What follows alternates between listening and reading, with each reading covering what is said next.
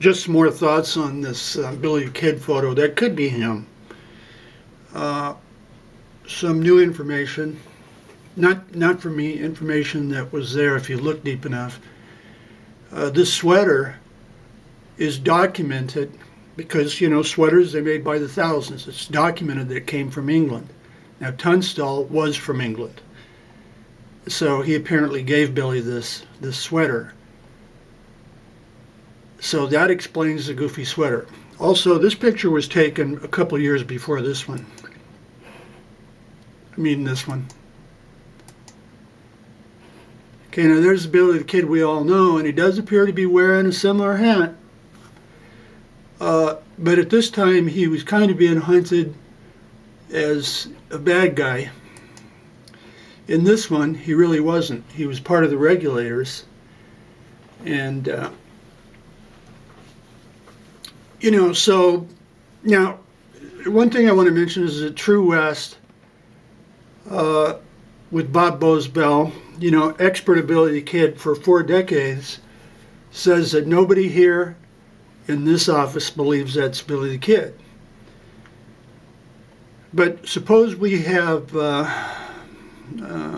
stereotypes like Billy the Kid was constantly running around in chaps killing people when actually he only killed, you know, 6 or 7, 8 people. The other thing is this picture, like why would a professional photographer be out there in the middle of no place and take the world's best photo? Well, Turnstall was a very wealthy man, and at this time he had not been killed yet.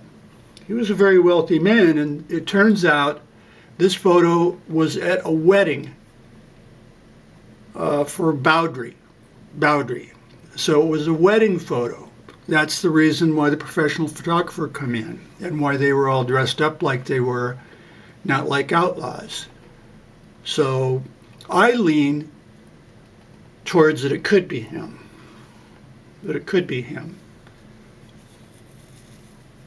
I don't know. I wasn't there, so I have to go by what other historians say that, you know, they got people to confirm it by facial recognition. And remember, this is extremely zoomed up. This picture was took 100 feet away.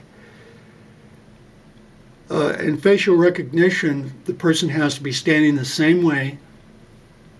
And it's not an exact science like what people think if the picture was took from 100 feet away and ultra zoomed up on. The other thing is this building that I said, why would it be rustic and old? Well, it does appear to be new. It does appear to be new. Now, why the reports that there was no building there into the 1900s? Well, I don't know. I can't be sure about this building. But if you look at this and the color of what could have been creosote, you know, like they do with railroad ties, that could be why it looks old and rustic, even though it's relatively brand new. But, you know, I don't know what to believe.